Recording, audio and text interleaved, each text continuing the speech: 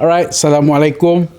Waalaikumsalam. Okey, selamat datang ke Podcast Sirim pada tahun 2023. Hari ini kita bercakap satu topik yang agak menarik, agak kena dengan perkembangan teknologi sekarang, bersama dengan tetamu special, Dr. Syarul. Dr. Syarul, boleh lambai sikit? Dr. Syarul adalah Director ICI untuk Smart Manufacturing di Sirim Berhad. Dr. Syarul, sebelum kita ke topik yang agak hangat lah, kita boleh kata bincangkan, yang terutama pas COVID ni, teknologi smart manufacturing lah.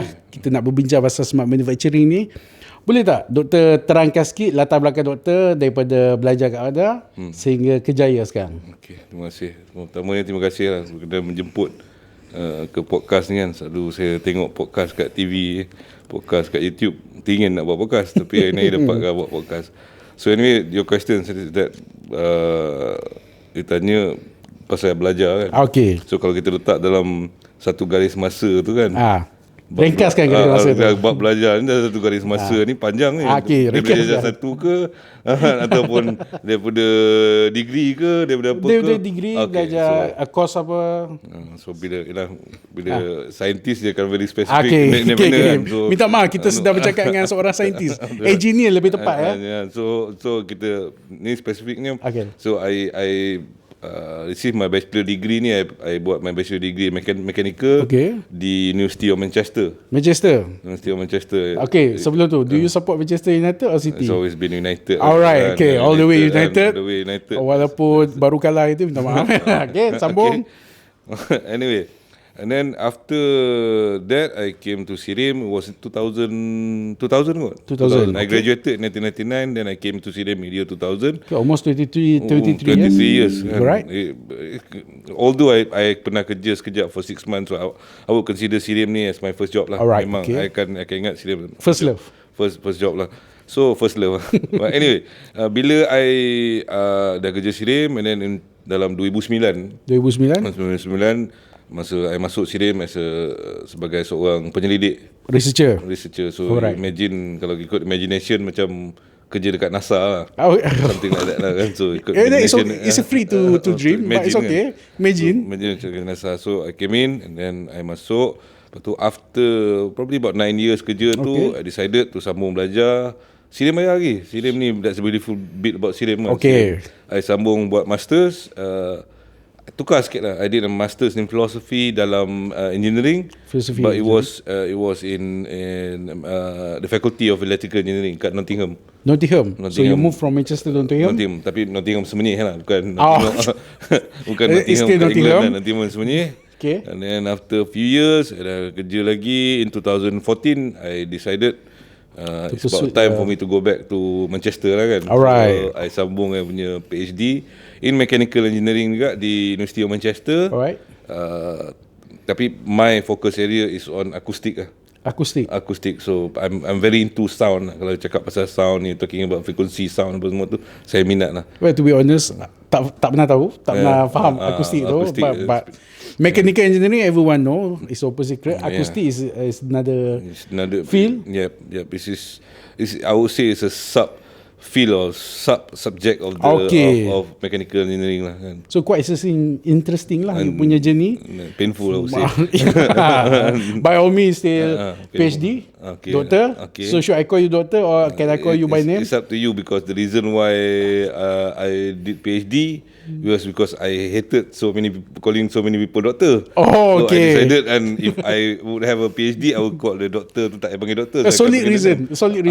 That was the reason. It's your right to have that opinion. Okay, Doc. Before I move, enough with the journey. Alright. Okay, let's go into the smart manufacturing, since you are director of smart manufacturing.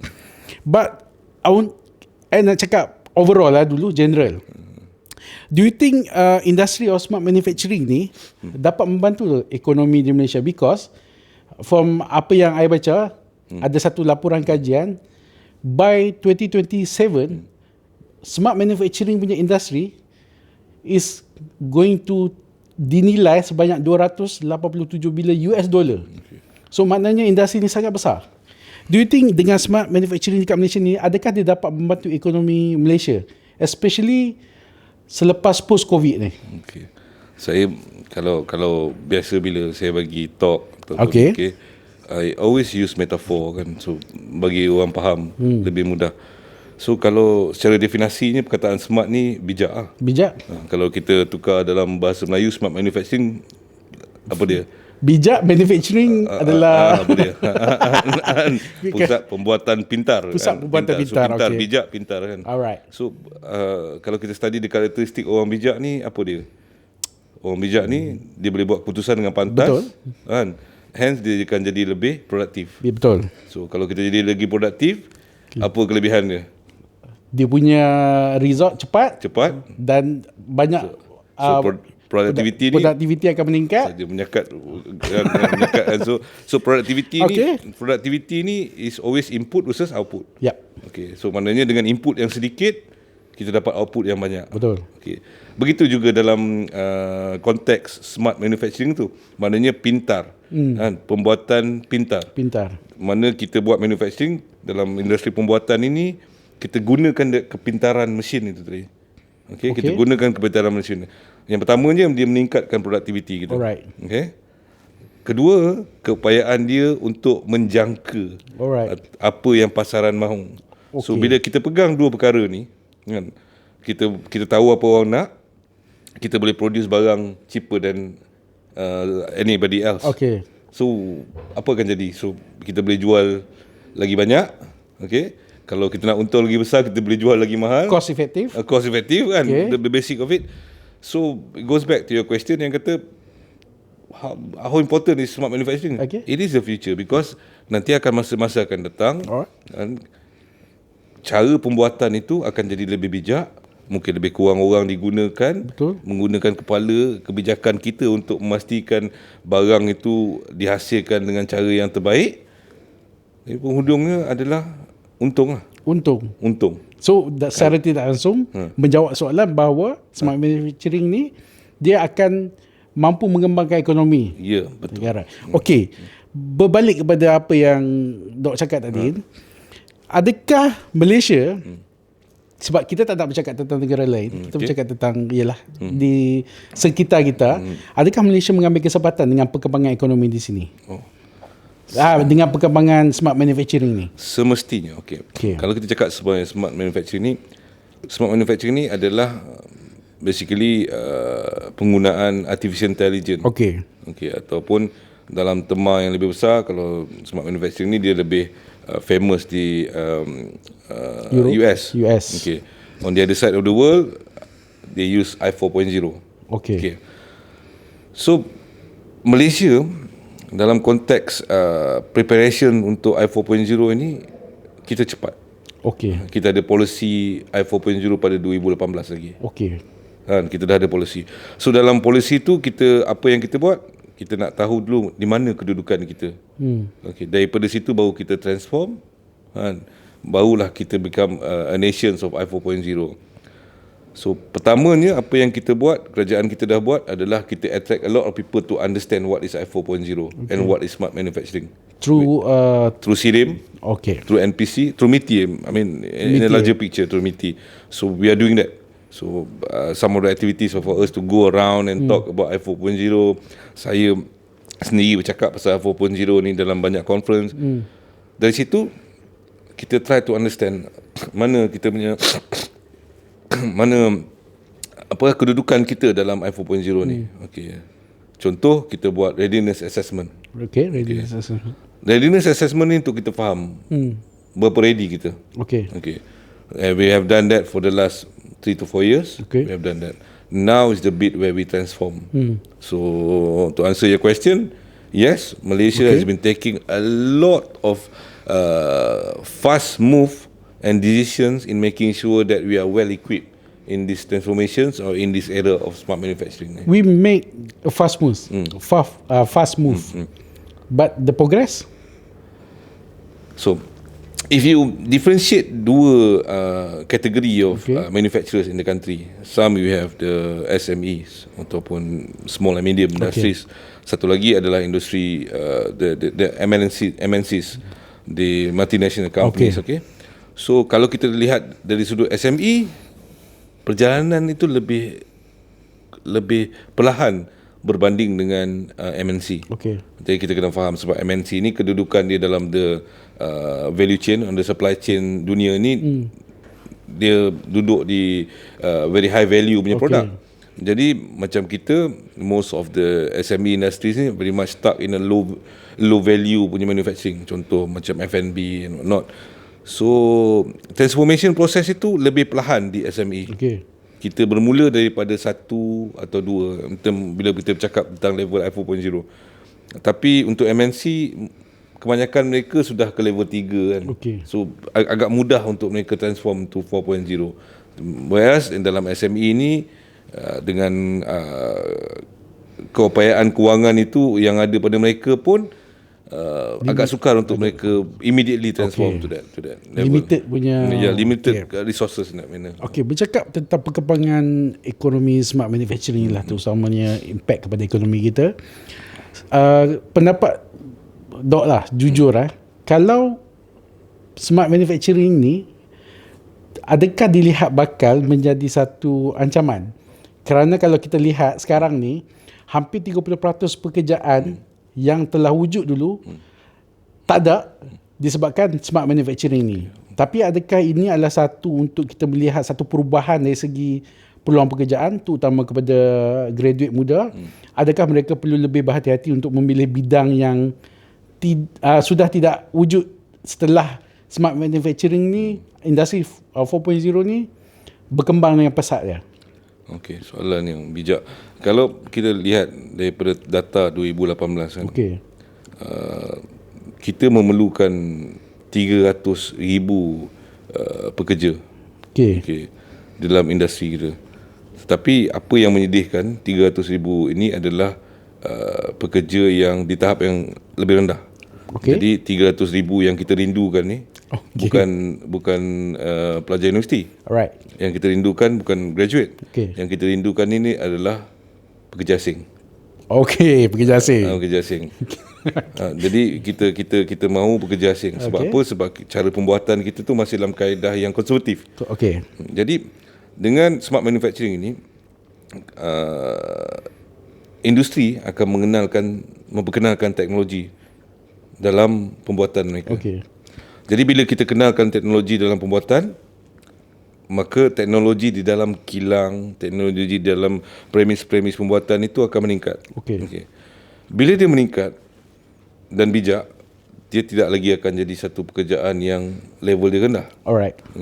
Jadi menjadi impian setiap mak bapak hantar anak pergi universiti, kan? Betul. Bila pergi kerja hari pertama, kita nak tengok anak kita pergi pakai baju kola putih. Kan? Pakai tie. Pakai tie Blazer ataupun suit. kita pakai suit kan, pakai yang kacak-kacak lah. Kita tak menggambarkan anak kita seorang engineer yang pergi kerja dengan pakai t-shirt jeans dan baju koyak ke, pakai topi kan. Kita menggambarkan itu yang gambaran yang hasil daripada apa yang kita laburkan untuk universiti ni. Jadi dengan meningkatkan teknologi pembuatan tadi, ia memerlukan seseorang yang lebih bijak. Bukan lagi tenaga. Dia memerlukan seorang yang lebih bijak. Jadi mana nak dapat orang budak-budak bijak ni? Lepasan graduate lah. Dan kita akan solve masalah lepasan graduate ni. Dan kita ada pada tahun 2018 juga, kita ada 300,000 graduate yang tak ada kerja. So jadinya kalau kita katakan dia menghilangkan peluang pekerjaan, itu tidak tepat. Sebab dia akan create satu pekerjaan baru. High level punya. So then the impact is that the graduate will come in at a higher salary, I believe. Alright. So maknanya kalau melalui perkembangan smart manufacturing ni, gaji lebih tinggi. Jadi barang lebih murah. Impian setiap anak muda. Barang lebih murah. Barang lebih murah statement yang kita tak boleh bercakap. Barang lagi murah, gaji lagi tinggi. Dok, tadi kita bercakap secara umum di Malaysia, tapi lebih spesifik saya nak tanya.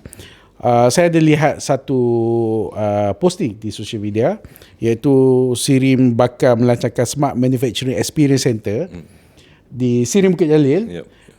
Boleh terangkan apa yang dimasukkan dengan pelancaran ni? Okay, Smart Manufacturing Experience Center ni. What is all about? Experience Center ni. Pada 2018, Okay. bila mana kita ada polisi I4.0, Okay. masa itu semua orang baru tahu pasal I4.0. Jadi kita memerlukan, bila kita nak tahu something, kita baca, kita dengar kan, kita pergi kursus, pergi apa kan. Tapi kita tak ada satu pusat yang boleh memberikan pengalaman untuk kita lihat, dengar dan pegang perkara-perkara ni. Okay. Jadi masa itu 2018 Sirim buat keputusan bahawa kita perlu membuat sedikit pelaburan bagi menyediakan satu pusat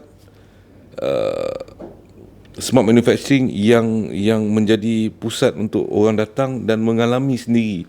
Kalau bahasa Inggeris dia immersive. Okay. Immersive experience of the center.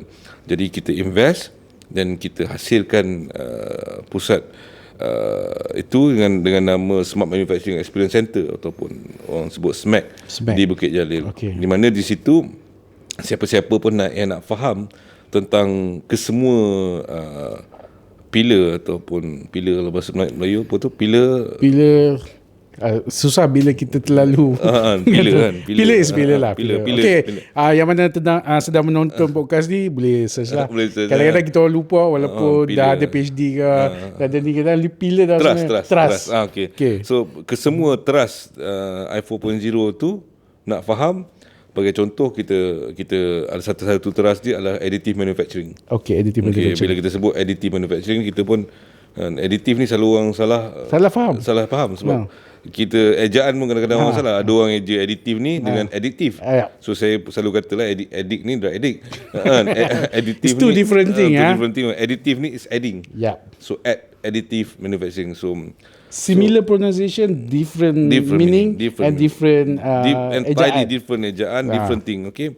So for us to understand additive manufacturing tu, you can come over to Bukit Jalil. Okay. So we have the preparations bit, we have the equipment bit, and to understand the entire process. So You that boleh what SMAC Sebab akan SMAC offer global. kepada industri. public, is open for the public? Hopefully it's open to the public after the 15 lah. Tapi it's not open, kita tak lah macam pusat saiz negara kan. Okay. So I understand.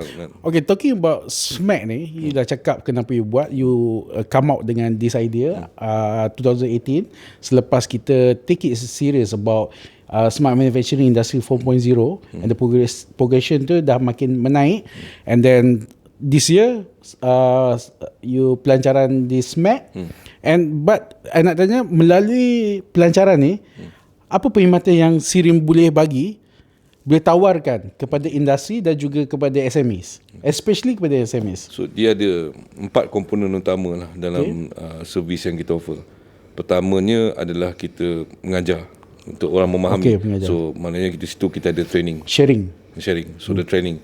So dalam training tu pun ada hard ataupun level-level yang tertentu lah. So ada yang beginners training, intermediate and whatnot kan. Itu yang pertama on the training bit. Once kita dah faham, kita nak berubah. Maknanya kita dah faham apa masalah kita, so kita nak berubah. So we do the transformation program. So the transformation will be consultancy on I4.0. Maknanya kita akan jalankan konsultasi untuk industri plan dan execute program transformasi dia.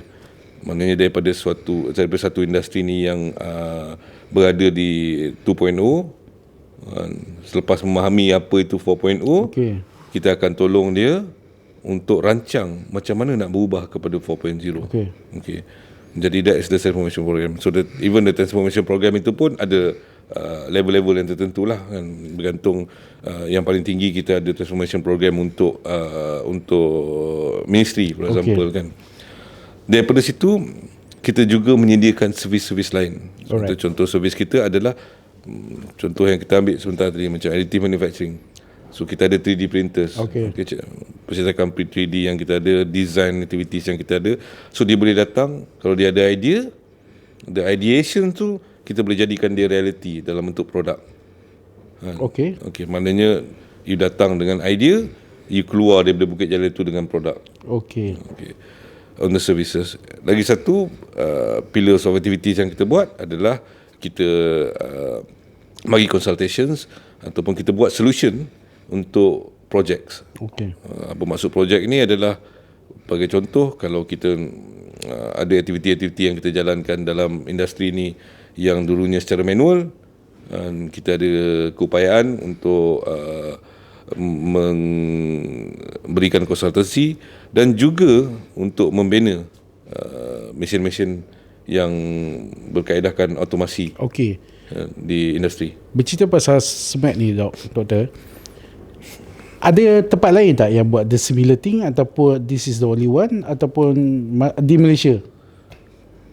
Di Malaysia ni ada banyak kita panggil COE ataupun Center of Excellence kan. Ada yang Center of Excellence di universities yang mereka meletakkan sebagai Center of Excellence in I 4.0 lah. Mereka di universiti dan ada 2-3 agensi yang juga, tapi apa yang different? This is different is that we have the factory within our facilities. Alright. Maknanya kalau kita masuk kat dalam tu, kita ada kilang tu. Kita ada premis tu yang kita boleh rasakan sendiri, kita boleh tengok proses itu daripada awal, daripada proses retailnya di online retailing dia sampai ke hujung proses itu menjadi satu produk yang kita panggil mass customization. Kita dapat semua itu di dalam satu tempat. Alright. Secara fizikal. Itu yang kita boleh offer. Talking about industry, sorry to cut you off. Mungkin industri dah ada dia punya vision dia. Dia tahu what they want because the industry. SMEs, what kind of SMEs yang you expected akan datang dan untuk tengok yang SMAC ni? The type of SMEs. I think most of it, I think semua SME boleh datang dan boleh lihat, tapi sesuai dengan perkataan manufacturing tu, maknanya sektor industri itu adalah industri-industri yang berteraskan pembuatan. Itu yang saya nampak adalah the target market yang paling besar. Have you reached kepada SMEs untuk bercakap pasal yes, we did through our buat masa sekarang, dalam kita menjalankan kita punya readiness assessment yang saya cakap tadi tu, dan berbagai aktiviti lagi. Memang kita always ensure that kita beritahu we have the place in Bukit Jalil. Untuk pengetahuan kita punya penonton yang sedang menonton kita punya podcast ni di YouTube Sirim Berhad, Sirim akan melancarkan seperti yang saya dengan Dr. bincang tadi, Smart Manufacturing Experience Center SMAC pada berapa bulan, Doktor? 15 bulan ni. Alright, thank you. Itu saja untuk podcast pada hari ini. Yang mana nak tengok podcast kita pada hari ini, saya dengan Dr. Syarul, boleh tengok podcast kita di Sirim Berhad di YouTube. Alright, jangan lupa subscribe, jangan lupa share video ni dan jangan lupa komen. Kalau apa-apa komen, kita akan pick up dari situ dan mungkin kita akan bawa ke next podcast terusnya. Alright, jangan lupa juga untuk like video kita, like kita punya social media. Tersasul sebab tadi banyak sangat ilmu-ilmu yang masuk, kadang-kadang kita boleh terlepas lah. Jangan lupa like, share semua social media Sirim Berhad, Facebook, Twitter, Instagram, LinkedIn kita, TikTok kita dan juga Spotify. Kita ada Spotify juga untuk podcast ni, untuk dengar audio. Semua Sirim Berhad. Boleh like, share, subscribe. Saya Arif dan Dr. Syarul. Terima kasih. Hingga kita jumpa lagi. Assalamualaikum.